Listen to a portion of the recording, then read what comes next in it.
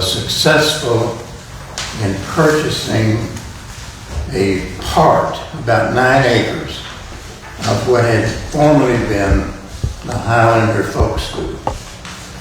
And that piece of property had been acquired over a period of time by the Historic Trust for Historic Preservation, National Trust for Historical Preservation, which is located in Nashville. And for some reason or another, that organization was required to divest itself of its 501c3 properties.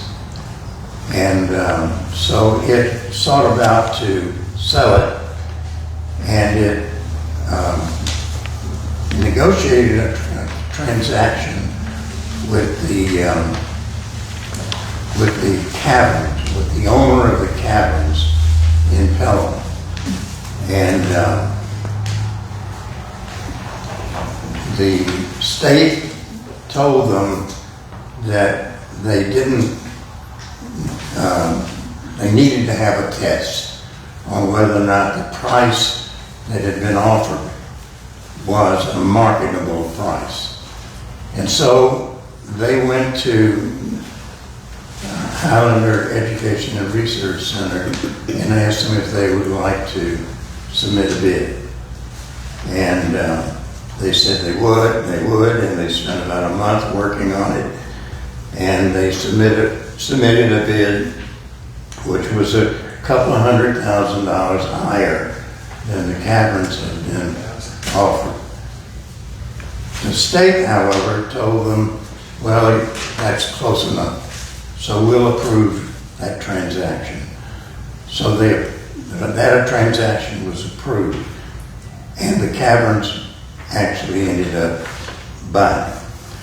However, the Highlander Education and Research Center kept negotiating with the caverns and was able to buy it from the caverns for a little more, I think, than they had paid for. And today, we're going to have a discussion as to what Highlander Education and Research Center has in mind in doing with this piece of property. There are two speakers that are here in place of the co-executor of Highlander Education and Research Center, who was unable to come today and was able to get these to replace them. And it's Jack Wallace. Jack Wallace is working on this project. It's called the Summerfield Project, and he lives in Altamont. And the other is a historian who lives in Atlanta, I understand, and his name is Daniel Horwitz Garcia. So please welcome these two speakers.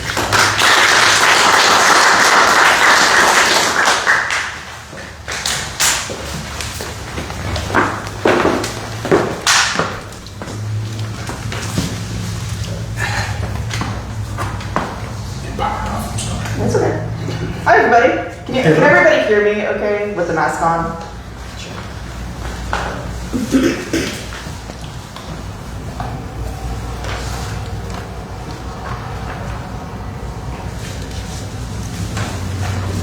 Cool. Always a tech issue. Every time. I'm Jack Wallace. I am a community organizer at the Highlander Research and Education Center. And I am a Grady County native. I was born and raised here, still live basically where I was born. And I am really excited to be working with Highlander. They have quite a bit really, really cool stuff under their belt. And I'm going to give you a very brief history of Highlander, the organization, to start, and then Daniel will come up here and kind of talk more about here specifically and the Summerfield Mount Eagle area. We both joined the Highlander team this year after the acquisition of the land. I've been calling it the new old land because it's very old, but we did just get it back in December. Highlander itself was founded in 1932 as the Highlander Folk School. Since then, it has centered the experiences of directly impacted people in our region, knowing that together we have solutions to address the challenges we face in our communities and to build more just, equitable, and sustainable systems. One through line of our process is utilizing popular education and participatory action. Our workshops and programming bring people together across issues, across identity, across geography, to share and build skills, knowledge, and strategies for transformative social change. This work has created strong movement infrastructure in both the South and Appalachia broadly, building networks and organizing efforts that have advanced the labor movements of the 1930s, and as well as the 40s, the civil rights movement of the 1950s and 60s, and environmental, economic, and racial justice organizing across decades. I'm really, really excited about what that means for our community with Highlander as the Highlander Research and Education Center getting the land back up here and what we're going to be able to do working together.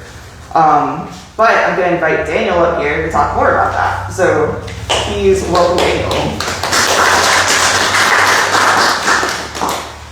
Thank you. I'm Daniel Horowitz-Garcia. My surname is Horowitz. You can just call me Daniel.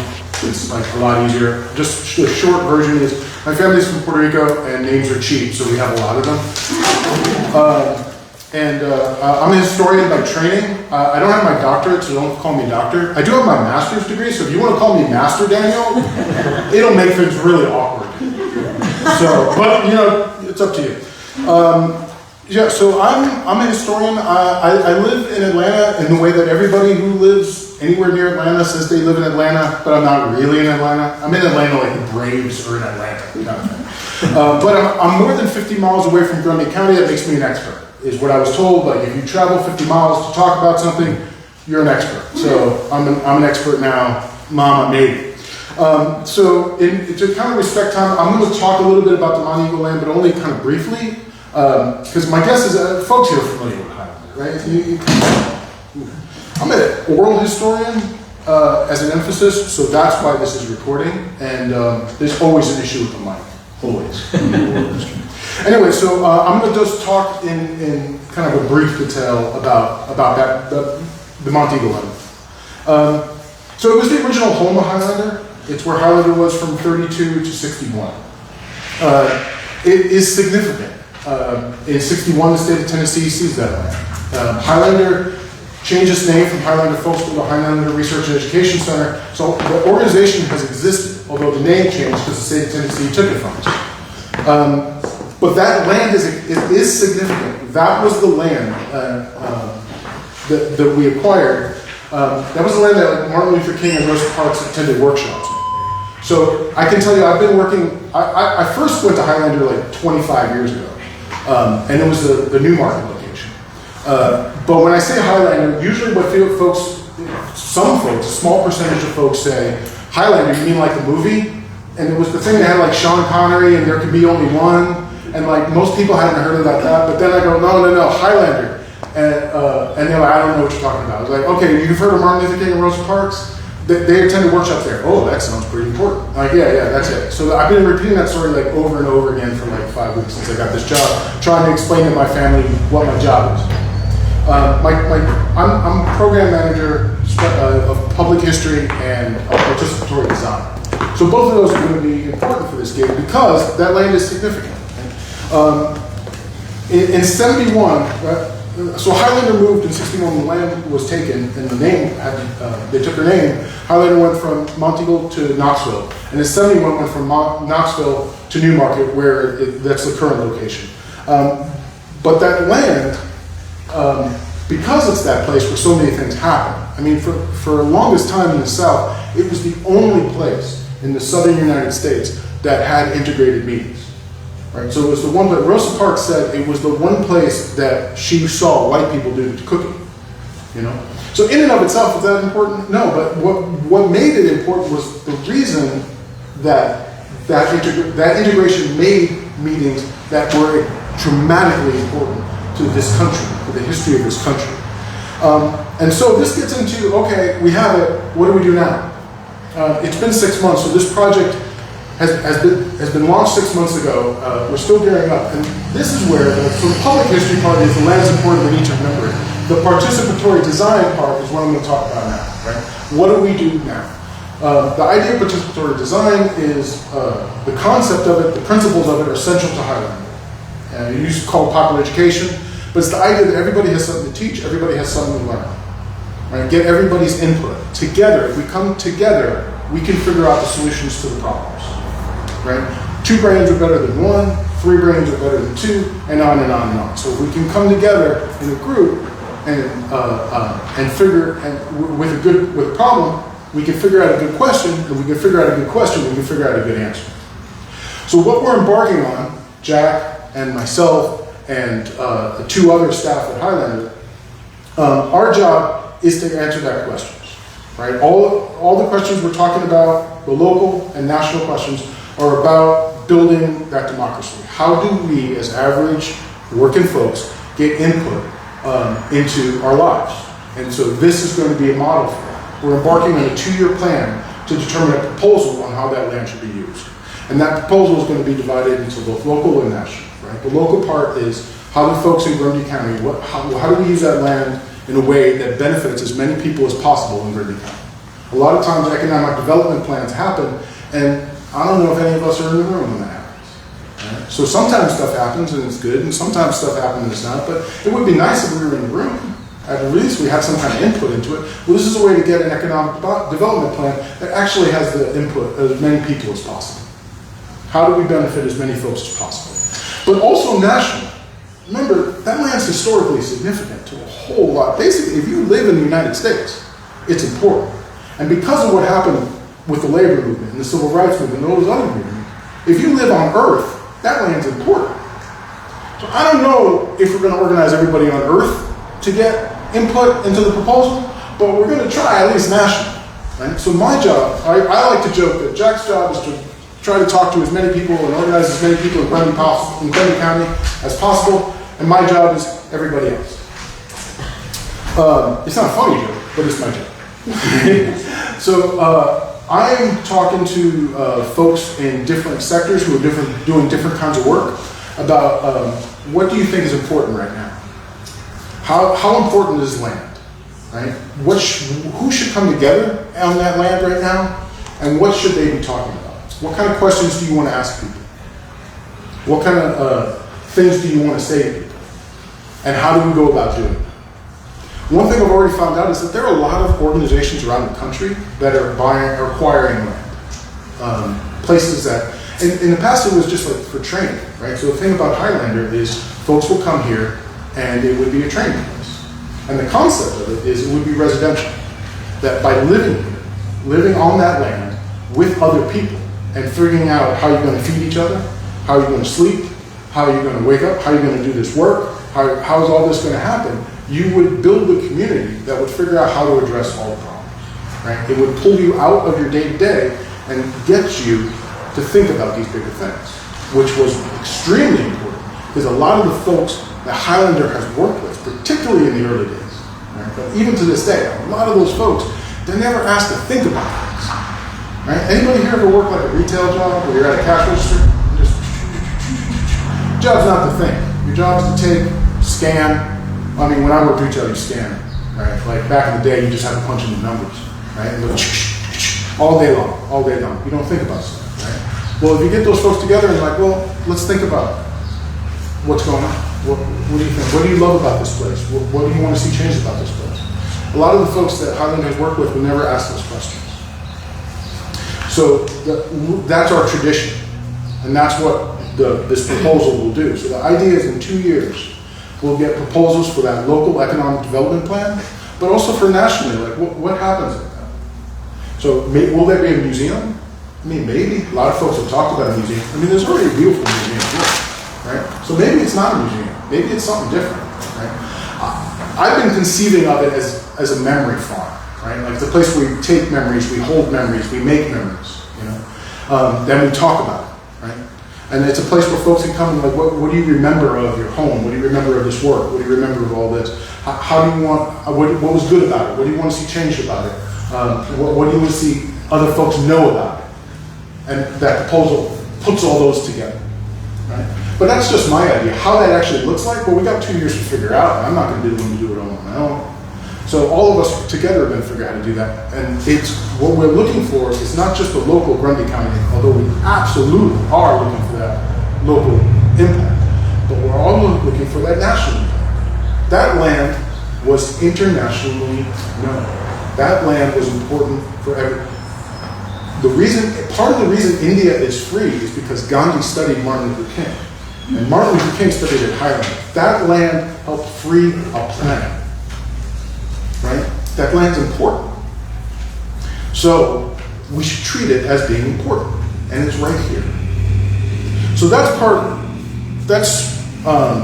in a nutshell, what we're looking to do. The opportunity, I think this land provides opportunities to bring people together, but we have to think about what organizations should be in there. What individuals, what kind of work. Highlander is famous for cultural work. I mean, Zilphia Johnson who became Zilphia Horton, is famous. She brought singing. We Shall Overcome was not created on that land, but it was introduced and changed and became popular on that. You know, Babe Ruth didn't invent the home run, but Babe Ruth perfected it, right? So Highlander didn't invent that song, but Highlander was very instrumental in people knowing that song, right? So all of that is part of that process. I want to extend this process. I feel like we're way under time.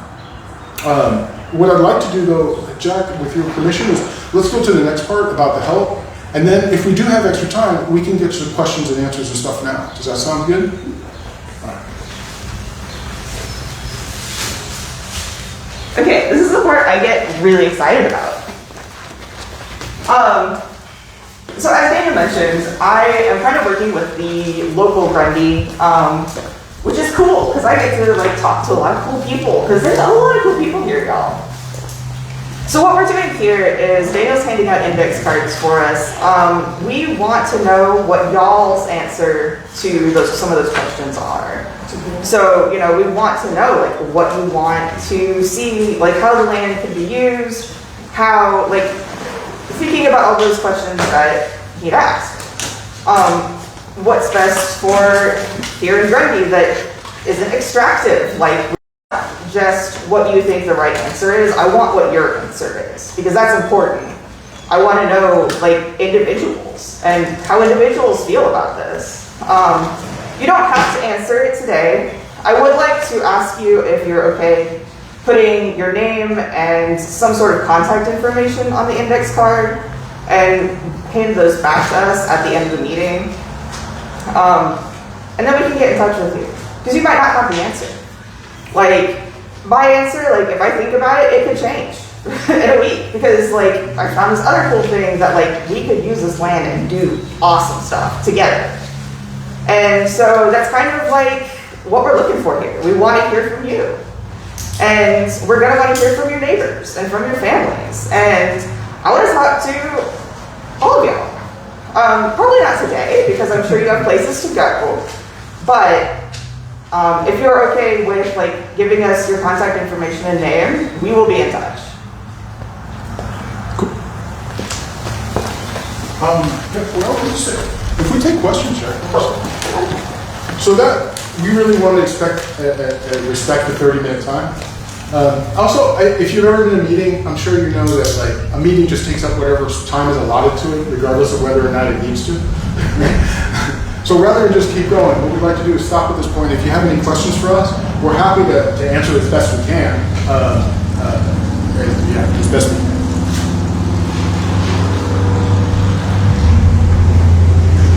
y'all want to get out of here, I understand. Yeah. Do you have any plans to immediately use the facility, or is all this done already? No, there's some plans immediately to use it, right? So my understanding is there's some work that had to be done in all the buildings, right? I think the library is the best preserved.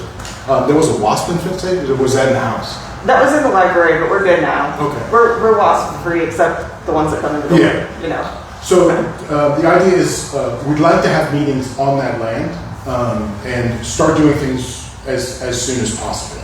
Right? Exactly what those are, we're still kind of working out, but we know like probably the first meetings are going to be some local folks who will come in, but there'll probably be some regional meetings as well.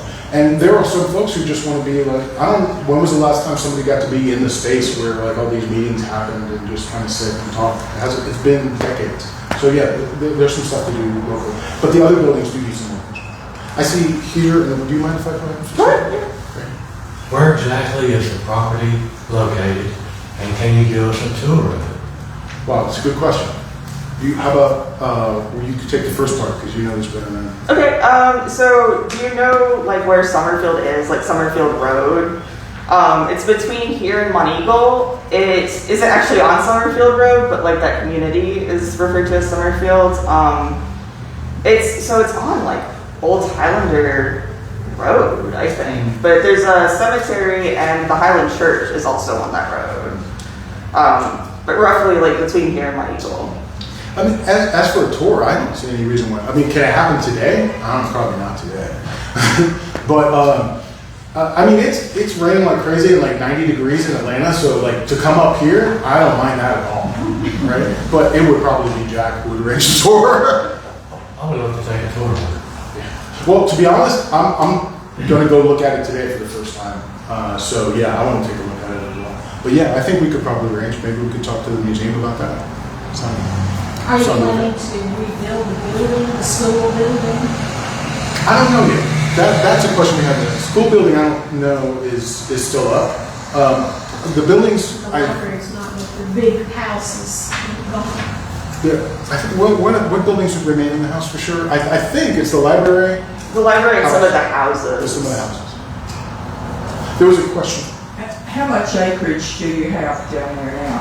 Did you acquire all of, I know you didn't acquire all the original acreage because a lot of people bought homes from the sale when it was auctioned off.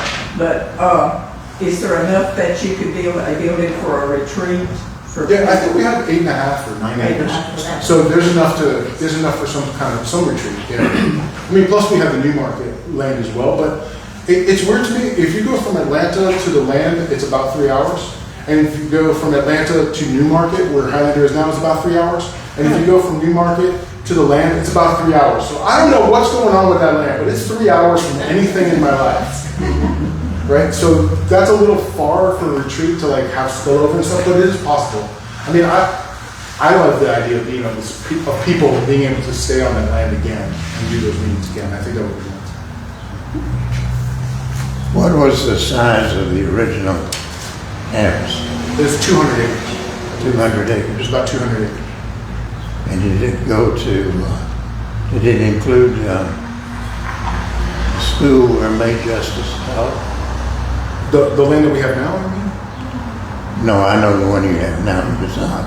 But did the original campus include May Justice's school and house? Oh, that's a really good, I know it included her house, but I'm not, and I think her school originally was in the house, and then there was an extra building, but I'm not quite sure. The house and school were next to each other. Yeah, I'm not quite sure. They were on the corner of Justice Street and Highway 41. It then, I mean, at one point then, if she gifted, whatever she gifted in 32 that was on it, which included the house, so if the house and the school existed in 32, then yeah, it did. But I don't think it doesn't exist now, right? Not the school. The house is, I think, there, not the school. Well, Speaking of May Justice, it was last year, our speaker was a woman who, process of writing a book, May Justice, I don't remember her name. Kim Phillips.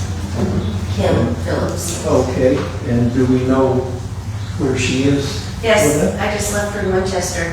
And you are? I'm Claire Prophet, I'm the membership director. Of course, I can. I can This is a resourceful group, man. This is ask the question, and you better than Google.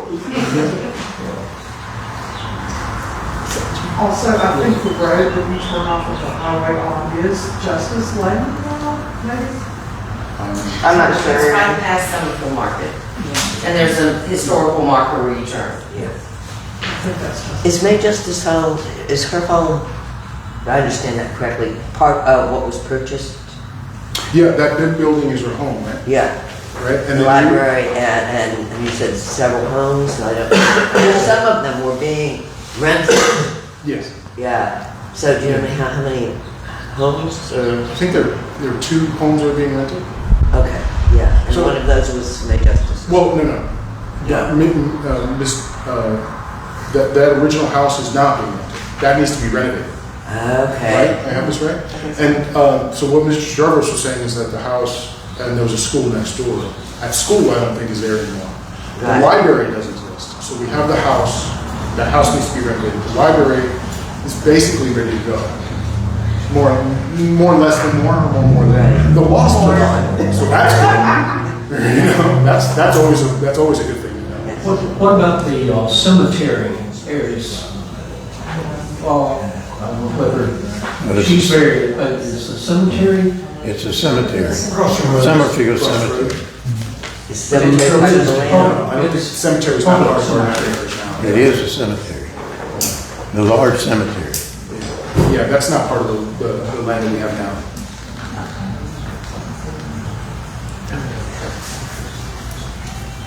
Okay.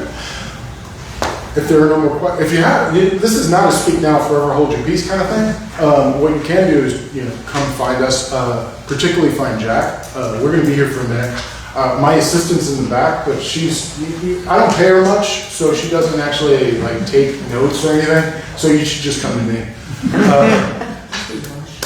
I'm sorry? Must be your wife. No, my kid. Yeah, definitely family. But definitely on the cards, even if you don't have a suggestion right now, just putting your contact information would be great. This is the beginning of this project. I mean, this phase started 6 months ago. But it started with, we have the land, we're starting to hire, we have 3 people on staff now, we're getting a 4th come September. So this is a special project as part of Highlander, but with 4 staff people, it's staffed enough that we feel like we can really go on it.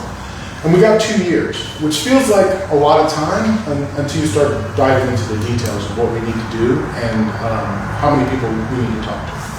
So don't be shy, please come and talk. We would really like it. Thank you so much for inviting us here. Again, Alan Maxwell Steele was supposed to be here. He can't make it. He did have a fundraising trip. He's on his way to a funeral, so if you have a moment to spare his thought or a prayer for him and his family, please do so. What does it mean you have 2 years? We want to get the proposal done in 2 years, right? So, I mean, we got the land, but what we'd like is 2 years from now to be able to say, this is exactly what we're going to do with this. This is what the local economic development plan is going to look like, and this is what the national projects are going to look like. Do you have any intention of acquiring more land than the 9 acres that you currently own? Me personally, does Highlander does? I think in general there's a sense to it. I don't know if we as an organization have fundamentally addressed that, but I think, yeah, I would. I mean, my thinking is that 200 acres shouldn't have been taken, but it was, and so I mean, I used to be a manager, so when you're managed folks, you have to, especially if you manage like really, really young people, you have to come up with this thing of the difference between being correct and being right. You know what I mean? So like if you're going down the road and somebody's in the left lane and you're doing a speed limit, that's correct. If you're doing a speed limit, you should be in the left lane. But if there are like 8 cars behind you that are like, you're correct, but you ain't right. You know what I mean? So like when it comes to the land that the state of Tennessee kind of took, like was it legal? I mean, I guess the Supreme Court said it was legal, it was correct. But was it right? I don't think it was right. And I think we should work to get all 200 acres as much as we can, but that would be a larger organizational conversation. I don't know anybody who's been opposed to that, so yeah. I mean, my general sense is like, we need to talk about it, but I think it's a good idea. Do you have any activities between now and the 2 years? Yeah. Do it. Well, I can't like talk about a whole lot of it yet. We're hoping to do a big event, certainly before the end of this year, certainly before winter. Yeah. That would be like community-wide. It wouldn't be a small private thing. And I got on staff 6 or 7 weeks ago. So I'm beginning the conversations with folks nationally about what do you think, what should happen, what kind of questions should happen. Are there organizations struggling with this question of land? How do we talk to them and figure it out and everything? We are projecting some sort of gathering in December. That'll be different than the local stuff. There'll definitely be a local gathering, hopefully a lot before December. So there'll be a bunch of activities leading up to that. How many people can you handle at that facility? I'm not quite sure. We got a lot outside. Like we can have a lot of people outside as long as the weather's good. Like there's a lot of daytime activities. Yeah. There has been a lot of talk about a slip and slide and a kiddie pool. Just something like for the kids, like families to come. Because my understanding is like because that land was private for a long time, like families used to come. Like not even folks who would go to Highlander to attend stuff. Just families in the area could access the lake, and they could come and kind of be there a little bit and stuff. And that hasn't happened for a long time. So it would be nice just to let people have access to that place in a way that's, fun and just like, man, it's just be somewhere and slip and slide. Not me. If I went down a slip and slide, I'd just die. But my kid would go down a slip and slide. She'd probably be alright. Probably. I'm also when I was a kid, like a child safety seat was just going like this. Like you just did the best you could to survive. So I don't know how kids are built today. I guess I'll find out. They're soft. Anything else you want to add? Any other questions? When was the library built? Oh, that's a really good question. So I think they got the land in 32. They did get the land in 32, I know that. They had all the original meetings and workshops happened in the house. But they had meetings before the work of the civil rights movement. So I would guess sometime in the late 30s, early 40s, it would be my guess. But I don't have a specific date for that. I don't have a question, but I do have an announcement. We do have refreshments. Oh. So, I'm just saying. I came late, sorry. So the refreshment. We can talk there. In the tourism center is where the food is, and we do have quite a bit of food. Yay. It's not a slip and slide, but it's pretty good. We can make it happen. Please don't make a slip and slide. She doesn't have a towel on that car. Come on, please help me. All right, thank you all very much. I appreciate it. Yeah, thank y'all.